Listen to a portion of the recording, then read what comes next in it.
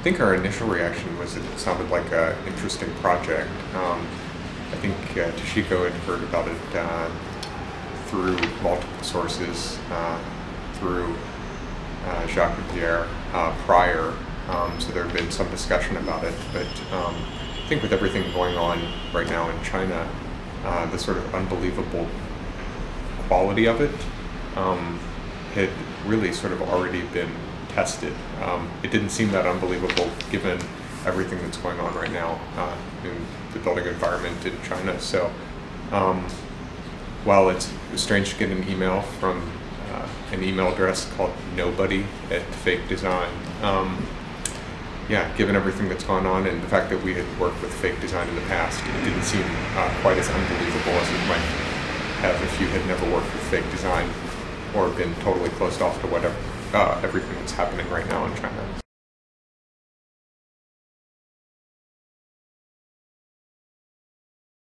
I had a limited familiarity with Ai Weiwei's work. We had done a project with them in the past in the office, so yeah, so I knew his work, and I knew a little bit about his conceptual projects, and it remains to be seen how this will play out in the rest of the body of his work. If it's all a big ruse, maybe it's even more legitimately in his body of work, or it's a sort of experiment. I think it really depends on how it plays out. It's probably too early to tell. Yeah, so I think it's really interesting. I think that sort of the assemblage of all of the architects in Ordos is as much part of the project as probably the end result will be. And I hope that the end result lives up to sort of the big expectations that were sort of set forward in the big experiment.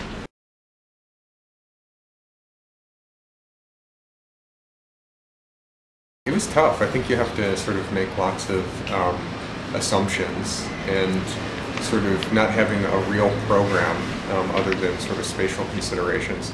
You have to make lots of assumptions, and I think, if anything, going to Ordos and experiencing that environment only reconfirmed to me that I really have no idea what the sort of daily lifestyle of someone from Inner Mongolia is really like, and sort of the family and social structure. I mean, we got a very tiny peek into it, but not enough, I would say, to really sort of develop a design specifically for that location in the world.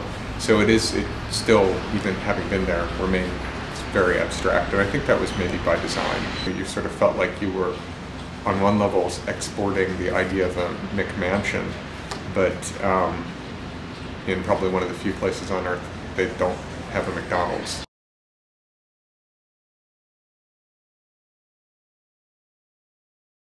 Initially, probably not enough. That's the process that we've been going through right now. It was really tough to determine that, actually, because it's we saw, we got a good sense from going there to understand sort of what were traditional construction techniques in the area. I mean, the area that's being developed is it's quite remote, and at least the bit of construction that we saw going on at the site, I mean, they didn't have a large amount of construction tools that you would typically see mobilized in order to complete the construction. It was, it was being done, it seemed, in a very sort of hands-on, with limited mechanization employed. But at the same time, we didn't want to discount their capability, because if nothing else, in recent work that's being done in China, they seem to be able to do what no one else can. So it's kind of a combination of working within the means that are available, but then not discounting certain aspects that are extraordinary, like their labor force seems to be able to accomplish quite a bit.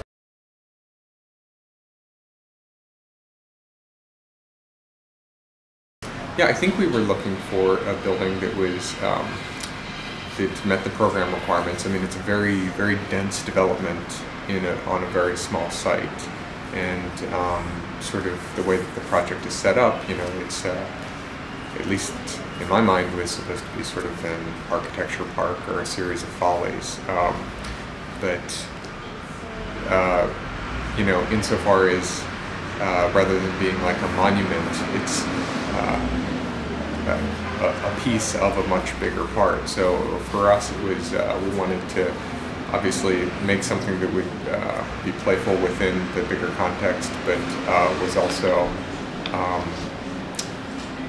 trying to create a quality of spaces that were specific to the particular unit, but also had a relationship that would make the experience of moving through the 100 units better. And in our particular case, it was about figuring out a way to create a house that was both private, but didn't command the entire site in a way that was oppressive, because we felt like open spaces and maneuvering through them were very important. So it had to have sort of this interior quality, which was private, but then something that was light on the exterior or light on the site, so that it didn't sort of, for lack of a better word, cast a heavy shadow on everything around it. So I think that for us, with the limited amount that we had to push off of, was about a site approach and breaking down the actual mass of the building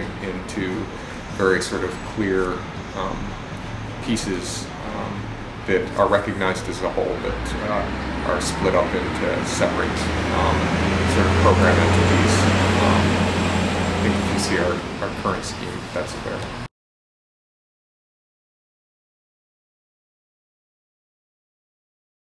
It's been interesting. It's you know, just like the onset of the project. If you're working for a project that comes from an email address of nobody from Fake Design, I guess you sort of have to calibrate all of your expectations on the project. There's very little feedback at all. I think 5 lines of feedback on our sort of original concept, and none on the development of it.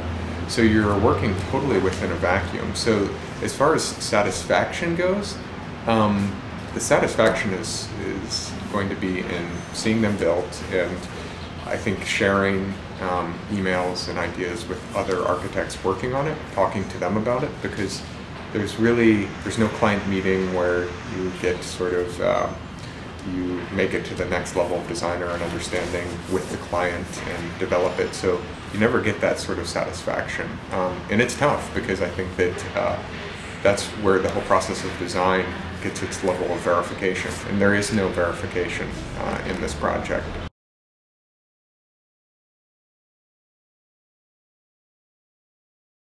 Yeah, that part of it seems it's somewhere between chaos and yeah, I think there's a hope, I guess, that it's going to be self-organizing. I mean, there's a master plan put together by Fake and Ai Weiwei, and it's loose. I mean, I think that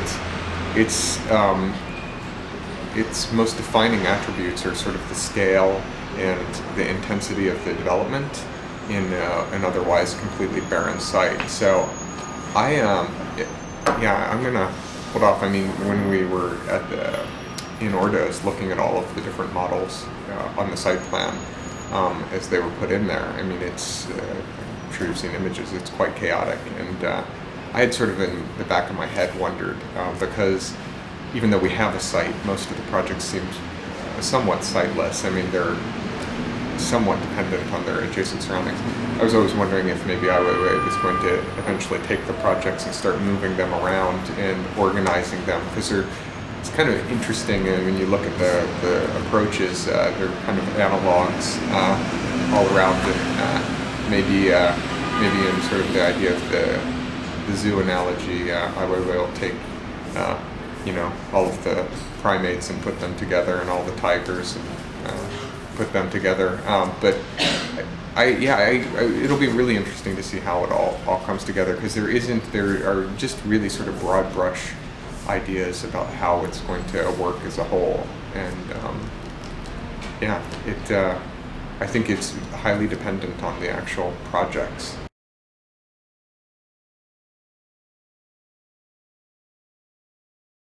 No. Yeah, I think that's no. I think that for a number of reasons, beyond our economy, I think our ambition for sort of this level of experimentation is way too sort of this sort of ambition or invention would be virtually impossible to achieve just given sort of all the regulatory processes that exist within the U.S.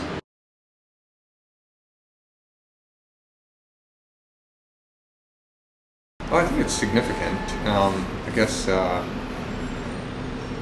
yeah, the size of the actual units themselves, and then the fact that they're so densely placed. Yeah, I think that there's a certain. It's really interesting because it's, you know, in the typical sort of star architect role, it's usually like a project or a program that's one big entity. You know, sort of just for the most simple example, like the Bilbao effect, like, you know, this is going to be this new star building in this prominent location that everybody's going to come to and see. But this is 100 architects doing 100 different projects very tightly together. So the idea of it being sort of a monument, it falls to the wayside really quickly. And in some levels, there's almost an anonymity in the fact that you're one of 100 and you're sort of hidden, for lack of a better word, hidden by 100 other projects. So that's almost, it's a bit of a consolation because it somewhat takes the pressure off, but then at the same time, on the reverse end, with any other project, you would never get to see what 99 of your other peers would do with that exact same program in essentially the exact same site. So the pressure is, on some levels, that much higher, at least internally within the profession, to sort of come up with something interesting. So it's, I guess, to the greater public, there's an anonymity, and within your profession, and sort of, you know, there's, I wouldn't say a competitiveness, maybe a little bit of a competition to see who can come up with an interesting new idea.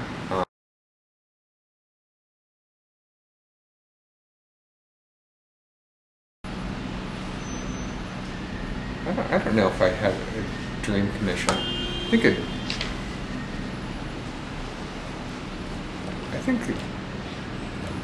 you always talk about a dream commission, but I think once you actually got a dream commission, it would, if all of the aspects of the project were right and everything worked out well, it would probably be boring.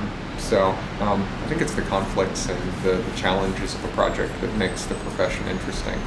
So I'm not exactly sure what a dream commission would be. I think this is, yeah, I don't have one.